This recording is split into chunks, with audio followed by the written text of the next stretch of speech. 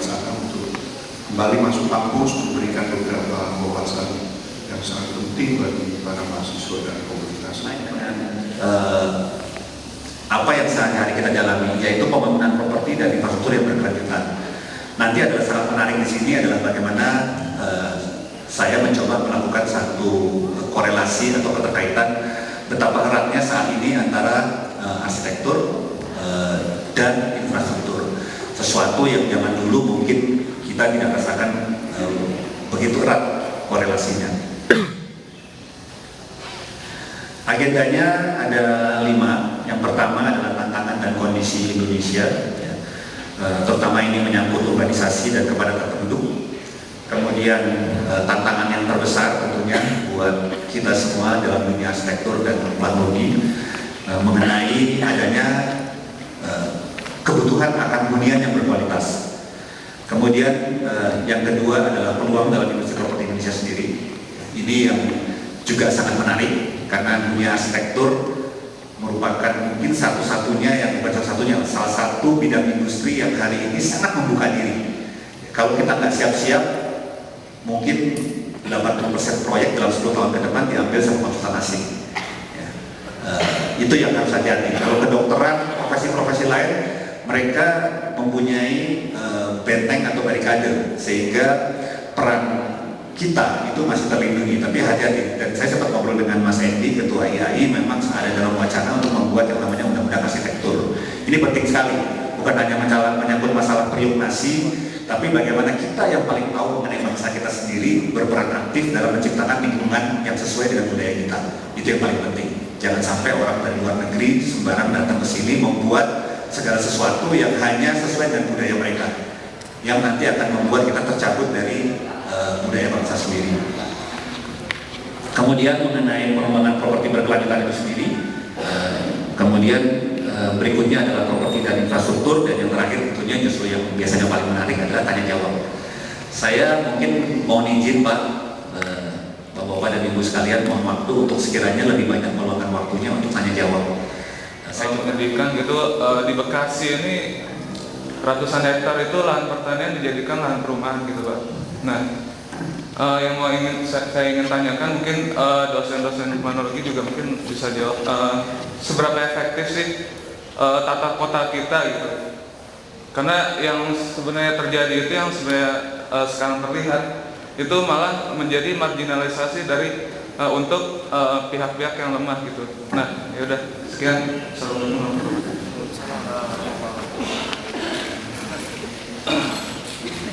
Assalamualaikum warahmatullahi wabarakatuh. Saya Gandita Lestari, Planologi ITB 2010. Pertanyaan saya terkait sama pertanyaan Adil. Jadi gini, kemarin terkait dengan MP3EI itu kan difokuskan oleh pemerintah itu di daerah Jawa gitu kan. Terkait dengan potensi dari Pulau Jawa ini lebih berpotensi ke agriculture nih, ke pertanian dan segala macamnya. Sementara dalam pembangunan industri, terus pembangunan lain-lainnya itu juga otomatis harus terkait dengan lahan kan. Nah karena lahan di Pulau Jawa itu ada pertanian dan sebagainya macamnya. Bagaimana menurut Bapak? Jadi menurut Bapak bagaimana nih? Apa sih tindakan background itu ketika dibentrokan dengan hal tersebut itu? Bagaimana? Jadi maksud saya kayak gini. Apakah anda maksudnya pihak background ini lebih mementingkan untuk mengembangkan segi pertanian dan pangan dibandingkan dengan segi pengembangan properti industri yang terkait dengan MP3EI tersebut? Terima kasih. Assalamualaikum warahmatullahi wabarakatuh.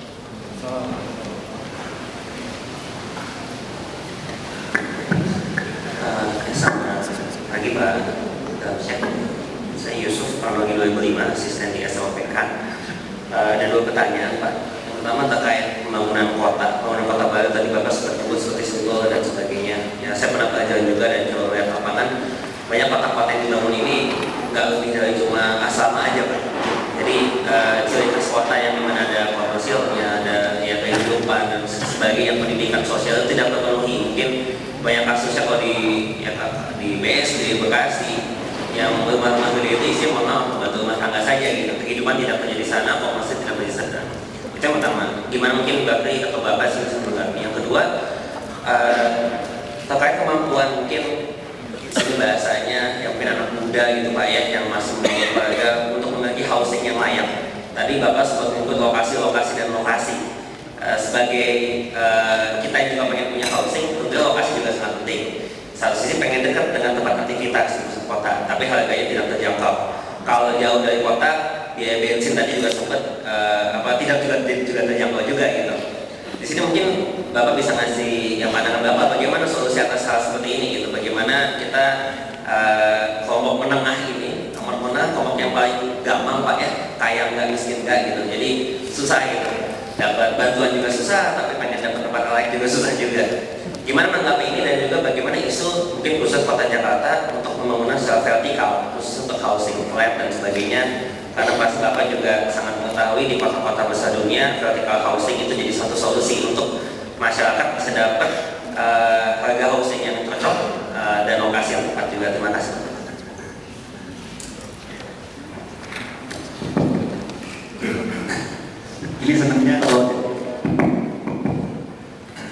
Ini senangnya kalau jadi guest lecture di ITB Pak, pertanyaannya tajam-tajam. Jadi membuat kita berkerut kening, mikir, dengan kita mikir, jadi kitanya juga berkembang. Terima kasih. Yang pertama tadi Pak Adil ya, dari Panologi 2010. Pertanyaan pertama masalah peraturan, terutama dikaitkan dengan pembebasan lahan dan infrastruktur. Tadi saya sudah jelaskan mengenai Bakriland. Justru disinilah kelebihannya Bakriland. Tol loop pertama atau jalan tol pertama yang dibuat oleh Bakriland itu adalah Kanci Pejagan dari Cirebon sampai dengan Brebes. Itu yang dioperasikan tanggal 26 Januari 2010 diresmikan oleh Pak SBY. Jalan tol ini panjangnya 35 km merupakan tol yang memecahkan rekor pembangunan jalan tol dalam semua aspek dalam sejarah pembangunan tol di Indonesia. Yang pertama, konteksnya sesuai dengan pernyataan tadi Pak Adil, pertanyaan Pak Adil masalah pembebasan lahan. Buat sebagian besar pemain, pembebasan lahan itu jadi momok. Tapi alhamdulillah buat Bakriland ya, itu 35 kilo, kurang lebih hampir 300 hektar tanah kita bebaskan hanya 7 bulan. 11 bulan plus 4 bulan administrasi di awal. Kalau tempat lain mungkin bebasinya 5 tahun sendiri. Kan orang sering nanya, terus rahasianya di mana? Kok Bakriland bisa kurang dari setahun sementara orang lain 5 tahun? Yang pertama adalah mesti diingat kalau orang lain itu adalah spesialis jalan tol, kerjanya memang cuma bangun jalan tol. Kalau Bakriland adalah pengembang, pemain properti. Sebagai pengembang, pemain properti, kompetensi paling utama apa? Bebasin lahan. Jangan main properti kalau bisa bebasin lahan. Jadi yang tadinya weakness buat orang lain di sisi Bakriland itu adalah strength-nya sendiri kalau kita bicara SWOT analysis. Ya nggak heran kalau orang lain setengah mati kita cepat sekali.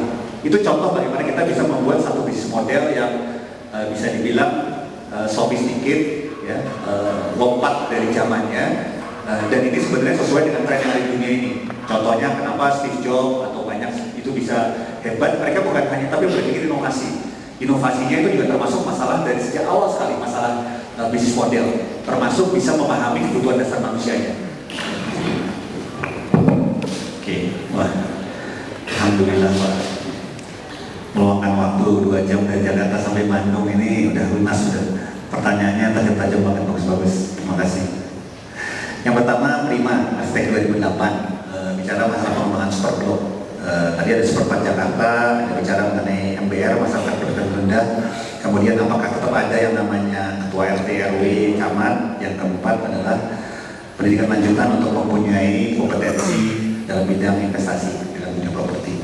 Oke, yang pertama, superblok itu sendiri sebenarnya merupakan satu kebutuhan. Jadi bukan hanya di Indonesia, tapi kita belajar dari negara-negara yang sudah jauh lebih maju di dunia. Kenapa? Karena tadi tuntutan kebutuhan akan efisiensi dan produktivitas lebih tinggi. Itu biasa di seluruh dunia, mau di London, New York, Tokyo, semua negara-negara yang jauh lebih maju. Biasanya karena tadi orang makin sibuk, membuat mereka itu ingin tinggal lebih dekat dengan tempat mereka kerja. Sama persis kasusnya.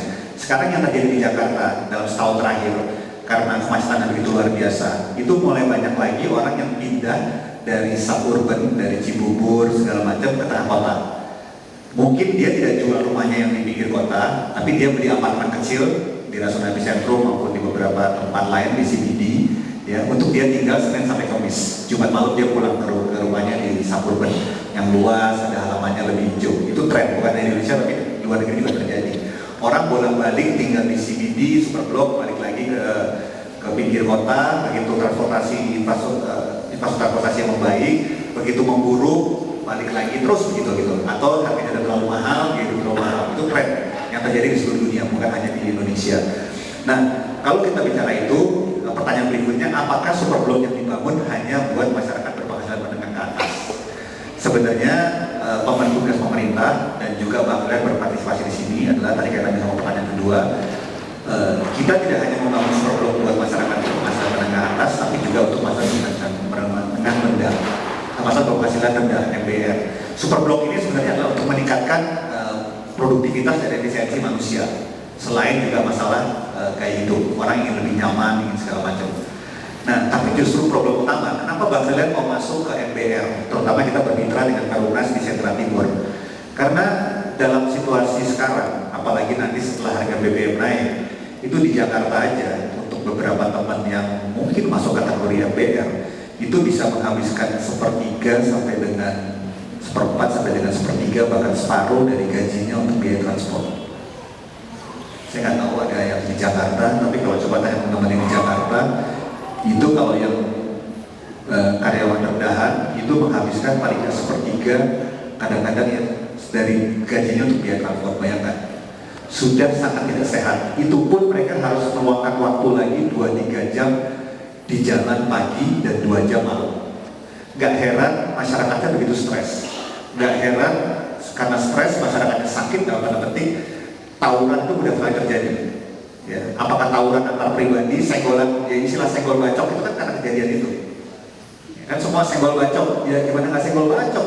Tensinya tinggi, 3 jam di jalan stres naik motor, udah ngeluarin duit banyak. Di Jakarta sekarang tawuran itu jadi tren. Yang tempat-tempat yang selama ini tidak pernah jadi tawuran, sekarang tawuran. Manggarai, Mas Rumput.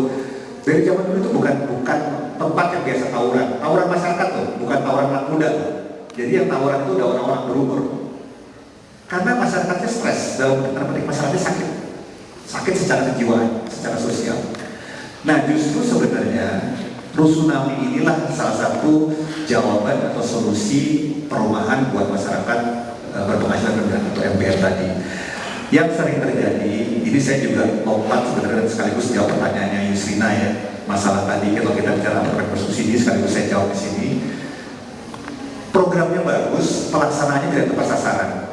Setuju bahwa seringkali yang beli itu adalah bukan orang yang masuk kategori MBR. Sebenarnya sederhana, dia harus tepat sasaran. Artinya, Rusunaminya sendiri harus di lokasi yang mudah terjangkau transportasi umum. Dia harus di pinggir jalur busway. Dia paling nggak busway paling ideal sebenarnya. Karena busway itu orang cukup sekarang 5.000, darinya 3.500 sudah bisa sampai kemana-mana. Bayar 3.500, ganti-ganti busway pun nggak masalah. Akan menekan biaya transportasinya, ya sehingga yang tadinya dia menghabiskan 1/3 atau 1/4 dari penghasilannya untuk biaya transportasi mungkin akan turun jauh, sehingga dia bisa extra saving, sehingga kualitas hidupnya meningkat, sehingga dia akan lama-lama terangkat. Yang tadinya dia masuk kategori MBR, lama-lama insya Allah dia masuk kategori menengah, insya Allah suatu hari akan menjadi masyarakat atas. Itu sebenarnya peran daripada Rusunami. Bukan hanya sekedar memberikan tempat tinggal yang layak, tapi berperan dalam jangka panjang mengangkat kehidupan masyarakat MBR menjadi menengah. Tapi karena kesalahan dalam implementasi, yang belinya itu tidak diatur dengan baik, kebijakannya pun tumpang tindih dan sebentar A, sebentar B, saya nggak ngerti kenapa Pemda DKI seperti itu, sehingga Rusunami dalam tanda petik sekarang dibilang gagal.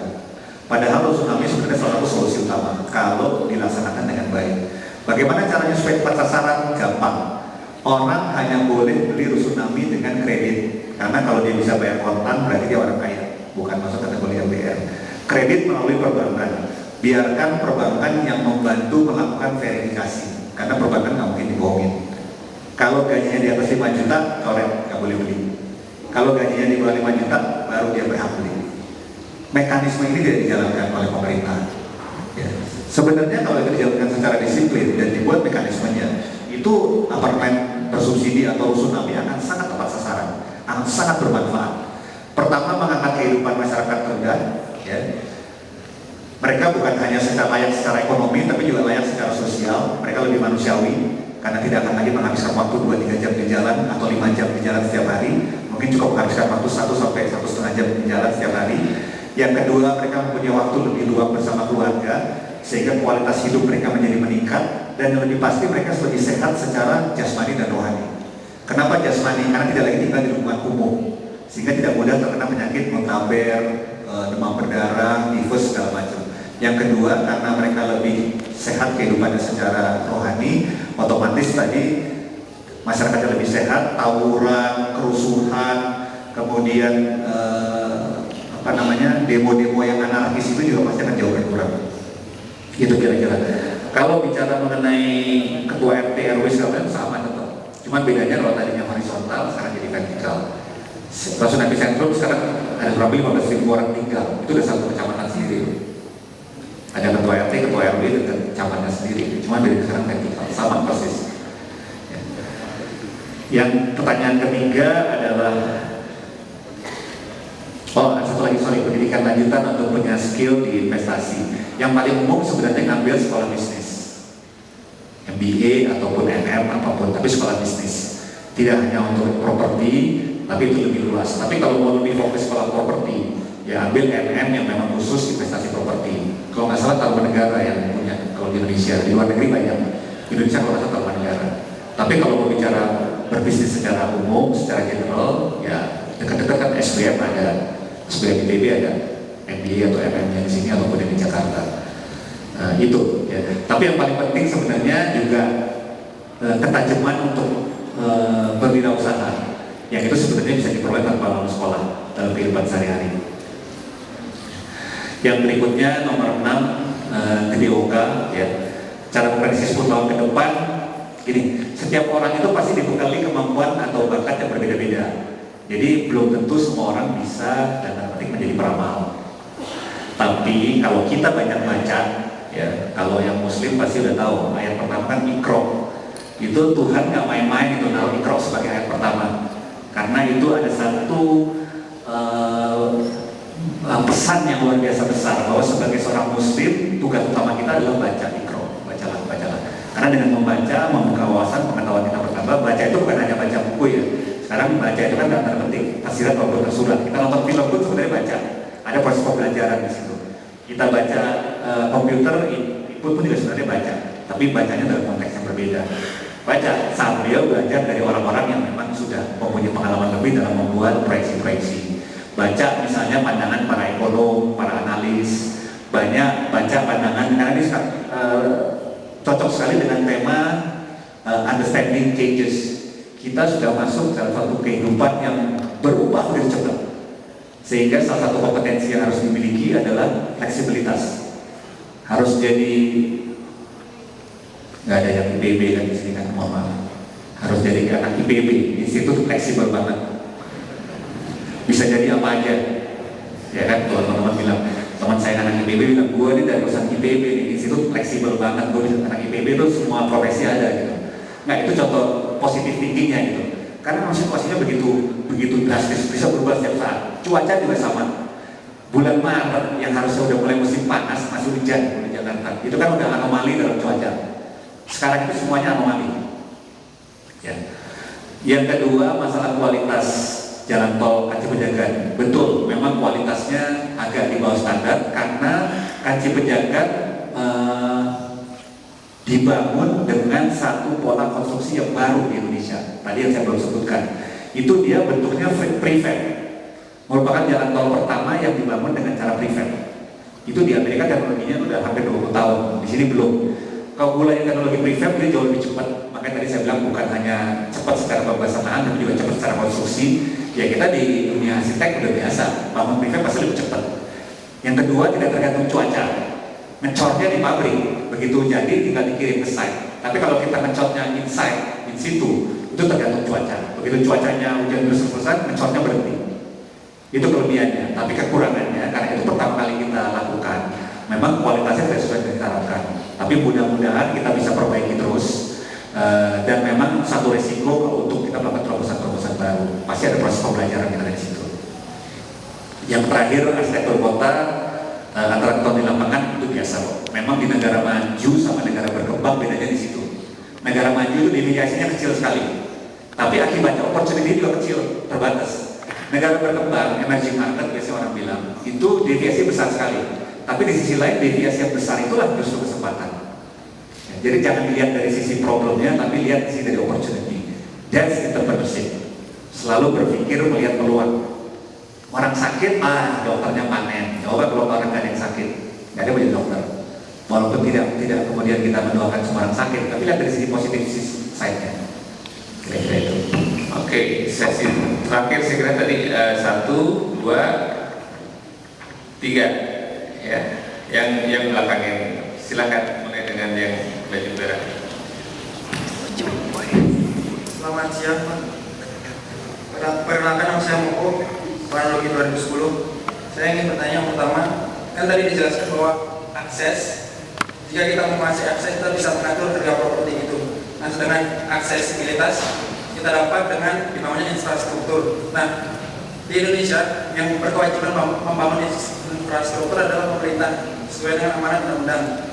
Nah, pertanyaan saya, bagaimana peran swasta dalam hal ini bagi lain berperan membangun infrastruktur tersebut dengan tetap, kan misalkan pengembang mungkin tidak terlalu besar, mereka bisa membangun infrastruktur di daerah-daerah pelosok dengan tetap mendapatkan keuntungan seperti itu. Kemudian yang kedua, bagaimana tanggapan Bapak tentang Undang-Undang Nomor 8 Tahun 2010 tentang anti pencucian uang, di mana transaksi properti di atas 500 juta pembeli wajib melaporkan asal uang tersebut. Kemudian yang ketiga tadi disampaikan Bapak Moderator tentang perjalanan karir Bapak dulu pernah bekerja di bank itu, apa yang maksudnya dari pengalaman tersebut saya ingin Bapak itu berbagi pengalaman hal-hal yang didapatkan dari perjalanan karir Bapak tersebut. Jika Bapak berkenan, terima kasih. Moko, ya. Berikutnya baju putih. Assalamualaikum warahmatullahi wabarakatuh. Saya Mayang dari Magister Teknik Lingkungan ya. Terus yang mau saya tanya itu kayak gini. Mungkin agak keluar dari konteks-konteks yang tadi tentang ya perencanaan, arsitektur dan kebijakan, karena saya bukan dari LPK ya. Ya yang mau saya tanyain ya itu tadi environmental sustainability.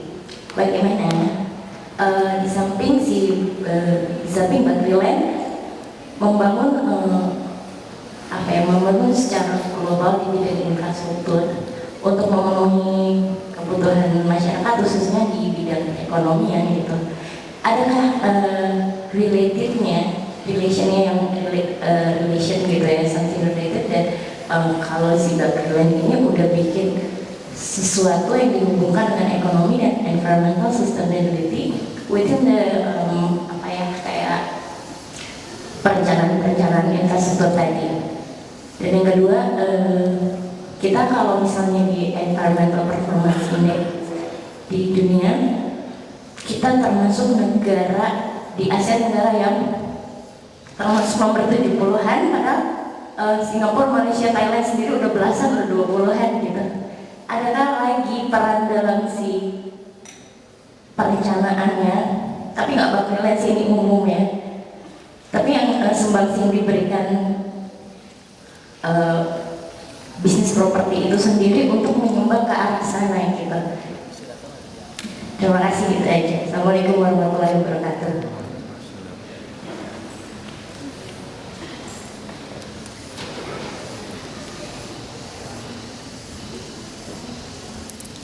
Terima kasih atas kesempatannya. Assalamualaikum warahmatullahi wabarakatuh. Selamat siang semuanya.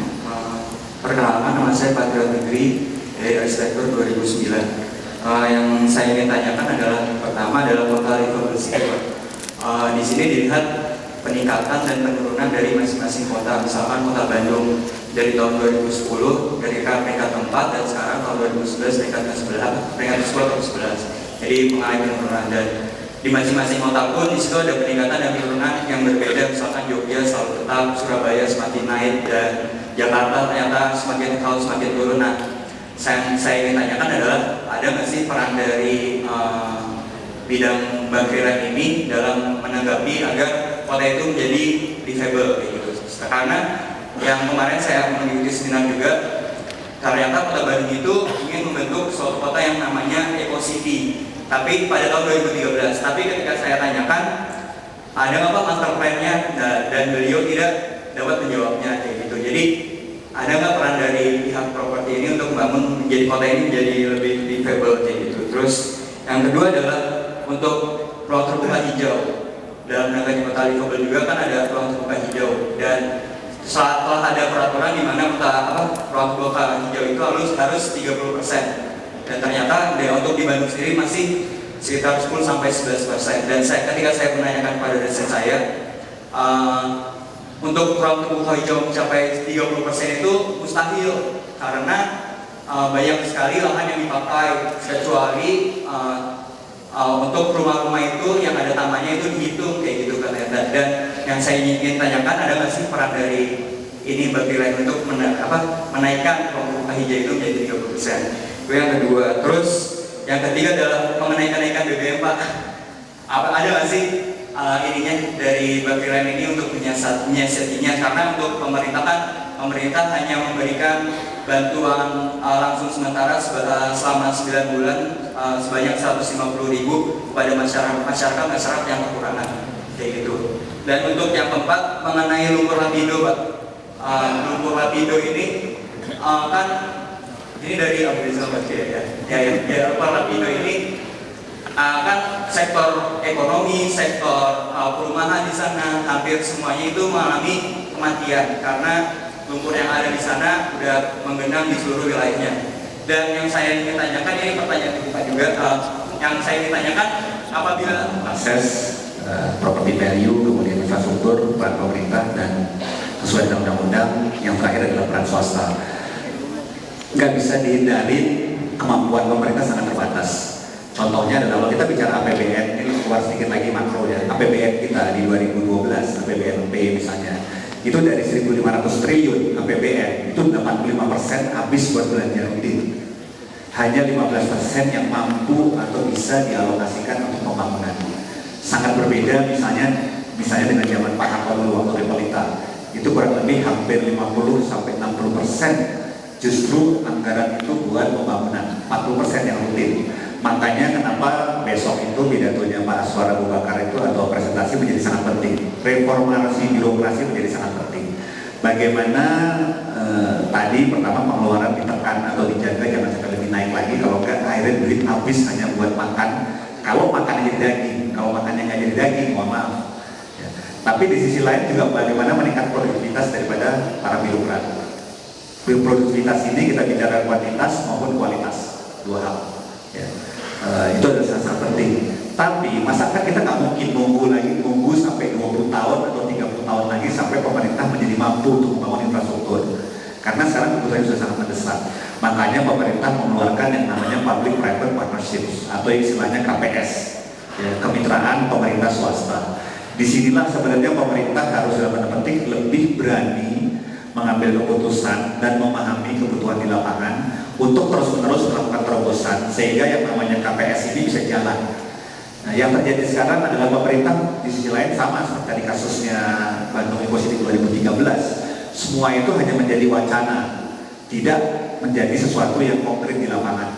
Ya. Konkret di lapangan apa? Ada tema besar, ada programnya, dan ada program sampai dengan detail, dan ada satu proses eksekusi yang berani di lapangan. Ya. Ini yang mudah-mudahan diharapkan banyak sekali menteri-menteri yang mungkin kayak Pak Dahlan atau ada Pak Mentoro misalnya yang berani melakukan eksekusi. Saya kalau lompat sedikit, sekarang dalam tren di dalam dunia manajemen atau dunia usaha, sesuatu yang lagi sangat populer itu yang disebut sebagai excellence execution. Karena ternyata bukan hanya di Indonesia, tapi di seluruh dunia itu problemnya sama, OMDO, NATO, no action stop only, ngomong doang. Problemnya sama, bukan di Indonesia, tapi Indonesia mungkin jauh lebih parah. Nah inilah mungkin tugas kita bersama, terutama yang muda-muda, lakukan hal-hal konkret, jangan cuma sesuatu yang wacana. Ya. Termasuk kalau buat pemerintah harus sekarang, karena nggak bisa dihindari kebutuhan anak infrastruktur sangat mendesak. Makanya tadi dalam presentasi saya mengenai MP3EI, ini sama sebagian besar teman-teman, saya ngeladekin teman-teman di Patologi, saya bilang ini masih bacaan kertas. Kita lihat dalam 5 tahun ke depan, mudah-mudahan dia betul-betul menjadi macam sungguhan yang memberikan manfaat luar biasa di lapangan. Bagaimana semua proyek infrastruktur betul-betul bergulir di lapangan.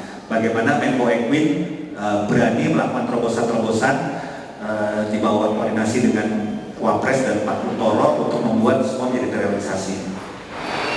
Itu isunya. Jadi nggak mungkin pemerintah, walaupun undang-undangnya mengatakan seperti itu. Yang kedua, money laundering properti menurut saya sih nggak apa-apa, sah-sah aja kok. Itu orang properti ribut tapi hanya sebentar. Nanti setelah biasakan ribut 3 bulan setelah itu lewat. Ya nggak apa-apa. Memang kita harus melalui proses itu. Proses menjadi bangsa maju memang harus lewat seperti itu. Yang kemudian perjalanan karir, nah ini pertanyaan menarik. Kenapa sih saya dari lulus nggak pernah kerja arsitek, langsung masuk perbankan. Jadi ITB-nya Institut Teknologi Perbankan, Institut Teknologi Bank, bukan Institut Teknologi Bandung. Karena waktu zaman saya dulu kerja praktek di Bumi Serpong Damai, itu masih para owner. Jadi waktu Bumi Serpong Damai itu awalnya dimiliki oleh 3 grup besar, Moko. Jadi ada Sinarmas yang sekarang masih memiliki, ada Ciputra waktu Pak Ci langsung turun terjun, kemudian Salim Group. Waktu itu kalau Sinarmas yang banyak terlibat Pak Rudi Mailo almarhum, kalau Ciputra Pak Ci langsung sama Pak Budi Arsa menantunya, kalau Salim Group saya lupa. Jadi kita presentasi ke mereka.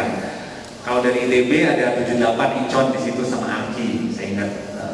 Kita ya biasa anak arsitek kan, berhari-hari nggak tidur, sekaligus bikin master plan-nya untuk organisasi consultant, detailnya kita. Udah 3 hari nggak tidur, bikin presentasi ke owner, ada 20 gambar gitu ya, terakhir cuma 20 lembar gambar, terakhir cuma 1 lembar, isinya hitung-hitungan duit. Yang nyebelin itu para owner yang dilihat yang lembar terakhir dulu, bukan yang 20 halaman. Begitu dilihat yang lembar terakhir, ternyata dia menurut dia nggak masuk hitung-hitungannya, tanpa dia lihat gambarnya, ganti. Sekali nggak apa-apa, gila 3 hari nggak tidur ke gambar, dilihat aja enggak, buru-buru dikomentarin, apalagi dipuji. Sekali, 2 kali, begitu lagi, 2 kali, lama-lama nggak kuat juga. Wah ini kalau saya cuma bisa gambar, ya, tadi pertanyaannya siapa tadi? Yusrina ya, siapa? Kalau saya hanya bisa gambar, tanpa saya memahami prinsip ekonomi, tanpa saya memahami prinsip kebermanfaatan, makanya tadi kenapa penting entrepreneurship, saya akan jadi kuli terus seumur hidup. Ya cuma jadi drafter, walaupun mungkin title saya insinyur atau arsitek, tapi pada bedanya mohon maaf, saya nggak ada bedanya sama drafter. Justru yang harus dilakukan itu adalah bagaimana saya bisa membuat nilai tambah, mampu menerjemahkan kebutuhan pribadi atau satu korporasi ke dalam suatu karya yang dia aja mungkin wah hebat. Itulah arsitek sesungguhnya. Ya, ini bukan hanya lalu dunia arsitektur, tapi juga bisa tahu dunia entrepreneurship. Bagaimana kita mampu memahami betul-betul menciptakan satu yang disebut proses nilai tambah atau value creation process. Itu sebenarnya. Jadi kalau tadi perjalanan karirnya Moko, yaitu begitu lulus, saya nggak pernah ngelamar ke Artelir 6, nggak pernah ngelamar ke PIM 4, langsung ngelamarnya ke Bank Niaga. Emang niatnya mau belajar mengenai keuangan. Karena waktu saya nggak punya uang, jadi saya nggak bisa sekolah MBA. Salah satu yang pikir jalan pintas, saya ikutan ADP, namanya Executive Development Program. Program selama setahun dari perbankan yang menerima semua lulusan fresh graduate tanpa beda-beda. Justru biasanya yang menonjol justru orang-orang dengan background engineer, karena yang dibutuhkan cuma common sense, logika berpikir, bukan hitung-hitungan. Jadi kalau sekarang saya sering dalam guest lecture di S1 atau S2, akuntansi yang begitu menjadi momok seolah susah, saya bisa mengajarkan even sama anak saya kelas 6 SD dalam waktu setengah jam ngerti yang namanya akuntansi sederhana. Beneran. Ini kalau ada yang mau nanti sama apa datang saya berani jamin dalam waktu setengah jam, oh akuntansi itu cuma gitu toh, ya memang gampang banget. Anak saya kelas 6 SD bisa saya ajarin. Bikin yang namanya neraca, laporan laba rugi sama cash flow statement. 3 itu kan, laporan keuangan kan cuma 3, neraca, laba rugi sama cash flow statement. Saya jamin setengah jam bisa. Akuntansi sederhana. Kalau udah sofis dikit, ya butuh sekolah 4 tahun, kalau nggak kesian jurusan akuntansi. Tapi untuk bisa memahami akuntansi secara sederhana, dan itu juga yang saya bagikan kepada teman-teman arsitek waktu tahun 2000. Pertama kali memulai kuliah mata kuliah umum waktu itu kewirausahaan. Saya ingat banget tahun 2000, karena pada waktu tahun 2000 Krismon, anak arsitek ITB lulus yang biasanya datang ke Enkona, datang ke Advirnem, datang ke T4, sekarang buru-buru mereka terima arsitek baru yang ada aja banyak di PHK. Nah terus ini adik-adik arsitek ini mesti kemana? Sementara di sisi lain kalau suruh buka warung, buka biro konsultan sendiri, mereka tidak pernah dipersiapkan di bangku kuliah bagaimana membuka biro arsitek sendiri. Nggak pernah diajarin mengenai manajemen sederhana, nggak pernah diajarin mengenai laporan keuangan secara sederhana, nggak pernah diajarin berbisnis itu gimana sih? Benar nggak? Saya nggak tahu sekarang udah diajarin. Mudah-mudahan sekarang udah diajarin ya dengan mata kuliah kewirausahaan. Jadi gimana suruh buka warung? Apa nggak itu nabrak-nabrak karu-karuan itu? Adik-adik kita tuh tahun itu. Berarti saya nggak tahu angkatan 95-an mungkin ya, angkatan 94-95 yang begitu lulus pas Krismon, semua konsultan arsitek babak belur. Jadi pembelajaran saya adalah itu. Ya walaupun alhamdulillah setelah 8 tahun berkarir di perbankan, saya kembali ke properti. Tapi tentunya yang lebih terpakai bukan hanya skill atau knowledge saya mengenai arsitek dulu, tapi juga managerial skill, leadership, dan entrepreneurial skill saya. Ya, bagaimana membesarkan Badriland menjadi perusahaan properti yang besar, memberikan manfaat sebesar-besarnya bagi sebanyak-banyaknya umat. Itu kira-kira pokok. Yang kedua atau yang ke-8 dari Mayang ya, dari teknik lingkungan. Ini kalau sekolah arsitektur sama ini harusnya masuk teknik lingkungan atau cuma 2 kan? Cuma 2 arsitek sama farmologi aja. Alhamdulillah berarti saya terima kasih teknik lingkungan udah bisa datang. Saya punya ponakan juga dari teknik lingkungan, Cinta namanya, tapi sekarang lagi ngambil S2 di München. Itu anaknya Yul Yunaswin yang sekarang jadi atas pendidikan di Jerman. Yul itu kakak ipar saya FT 76, sekarang jadi atas pendidikan di Jerman. Kalau mau ke Jerman gratis buru-buruan, ngomong atas pendidikannya orang IPB. Justru teknik lingkungan menurut saya yang saya nggak tahu ya, sepanjang pengetahuan saya lebih memiliki atau dipersiapkan untuk lebih memahami mengenai masalah lingkungan, terutama masalah environmental friendly. Cinta ponakan saya mengambil ekonomi lingkungan S2-nya. Jadi lebih advance lagi, bukan hanya lingkungan, tapi juga dia belajar mengenai ekonomi lingkungan. Karena ekonomi lingkungan yang sekarang lagi naik daun. Orang mulai lebih banyak concern masalah ekonomi lingkungan. Tadi dibicara mengenai masalah sustainability.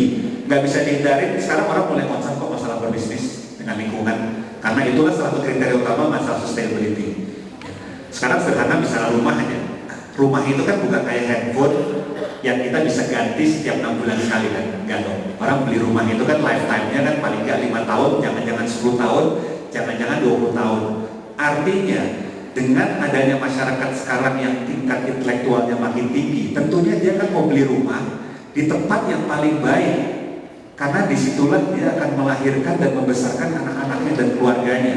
Pasti kan dia harus pikirin bahwa itu lingkungannya itu sehat, supaya anak-anaknya bisa tumbuh besar secara sehat. Ya, disinilah sebenarnya kesempatan sebagai seorang arsitek, seorang planolog maupun seorang teknik lingkungan untuk dia mempunyai daya saing yang lebih baik dari pesaing lainnya. Kalau yang lainnya masih bikin secara sembarangan, hanya soal waktu nggak akan dipilih. Siapa sih yang mau beli rumah dan membesarkan keluarganya di lingkungan yang nggak benar, tidak sehat secara apapun, tidak sustain. Karena kita beli properti, beli lingkungan itu jangka panjang, bukan kayak handphone yang nggak suka ketambah ke Bandung Electronic Center tambah, nggak bisa kan. Rumah nggak sederhana itu. Ini sebenarnya peran dan kesempatan buat kita, dunia arsitek, planologi maupun teknik lingkungan. Kalau bicara sumbangsi BLD, tadi saya sampaikan bahwa penyebab global warming terbesar itu ada 2. Yang pertama adalah efek rumah kaca dan yang kedua adalah emisi gas buang. Tentunya Badriland selalu mencoba mendesain produk-produk kita, apakah rumah ataupun master planningnya, yang bisa mengurangi efek rumah kaca dan meminimalisasi efek gas buang. Kayak di Rasuna Epicentrum, tadi ada pertanyaan mengenai Rasuna Epicentrum. Kita coba mengencourage orang untuk jalan kaki jangka pendek, agak jauh sedikit kita sediakan rem listrik, itu hybrid, sehingga orang nggak perlu pakai kendaraan pribadi, karena emisi gas buangnya turun. Itu contoh. Akan terjadi efisiensi juga dalam masalah energi. Insya Allah subsidi BBM-nya akan turun. Kita encourage orang berjalan kaki ataupun menggunakan transportasi umum, yaitu tram listrik yang juga didesain bagus, menarik, dan free gitu contohnya. Itu contoh kontribusi Badriland. Dan rasanya dengan saya juga aktif di Kadin, di RE, dan selalu banyak sharing dengan teman-teman. Hampir sebagian besar pengembang besar maupun kecil pun, mereka juga punya pemahaman yang sama. Mereka sudah sangat menyadari bahwa untuk mereka survive, untuk mereka diminati produk-produk mereka, mereka harus ramah lingkungan. Harus. Karena orang hanya soal waktu, orang hanya akan beli produk yang ramah lingkungan. Ya beli apalagi rumah, belinya di jangka panjang. Yang berikutnya nomor 9 tadi adalah dari Patriot ya, Patriot benar ya. Itu dari aspek 2009 penurunan peringkat mengenai indeks kehidupan ya tadi. Memang harus benar-benar bikin master plan yang bagus mengenai tata ruang RTRW, tapi yang paling penting sebenarnya implementasi. Saya juga yakin teman-teman pasti melakukan. Hari ini mohon maaf ya dengan sebesar-besarnya kepada teman-teman yang di birokrat, bukan karena masalah ketidakpercayaan, tapi kita tidak bisa menyerahkan semua tanggung jawab kepada pemerintah. Marilah kita berperan aktif dengan cara kita masing-masing. Apakah itu LSM,